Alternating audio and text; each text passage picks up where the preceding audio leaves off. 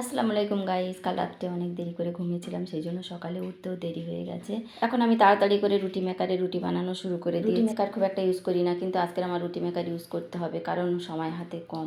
ফুটান্ত গরম পানিতে আটা দিয়ে খামির করে নিলাম, ভালোভাবে আটাটা ডলে মেখে নিয়ে শুরু করে দিলাম রুটি মেকারে রুটি মেকারে রুটি ভালোভাবে ফোলে না বলে সেই জন্য আমি রুটি মেকার খুব একটা ইউজ করি। যখন সময় হাতে খুবই কম থাকে তখন আমি রুটি মেকার ইউজ করি।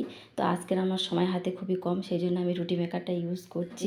রুটি মেকারে রুটি কেন ভালোভাবে ফোলে না, কারোর যদি জানা থাকে একটু কমেন্টস করে জানাবেন। ভিডিওতে দেখতে পাচ্ছেন এই যে আমি রুটি মেকারে রুটি করছি, রুটি ভালোভাবে হয়ে যাচ্ছে কিন্তু ফুলছে না খুব একটা। যাই হোক, সময় হাতে খুবই কম। রুটি মোটামুটি খুবই ভালো হয়েছে, যা হয়েছে এই দিয়ে সকলের টিফিন খাইয়ে দিই। এদিকে একটা বোলের মধ্যে দুধ গরম করতে দিয়েছি, দুধটা গরম হয়ে গেছে, ফুটে গেছে। আর এদিকে বৃষ্টির পানিতে আমাদের কলের পাড় ডুবে গেছে, আর আমি চা বসিয়ে দিয়েছি। এখন আমি চা দিয়ে রুটি খাচ্ছি। বুবাই দুধ দিয়ে রুটি ভিজিয়ে খেতে ভালোবাসে, সেই জন্য দুধ আর রুটি ভিজিয়ে দিয়েছি, ও এখন খাচ্ছে। আর আগের রাতে মাংসের চাপ বানিয়েছিলাম, সেই চাপ ছিল, সেই চাপ গরম করে দিয়েছি। চাপ আর রুটি দিয়ে আমার স্বামী মশাই আর ইমরাজ খেয়ে বেরিয়ে গেছে। তো সবাই ভালো থাকবেন, আল্লাহ হাফেজ।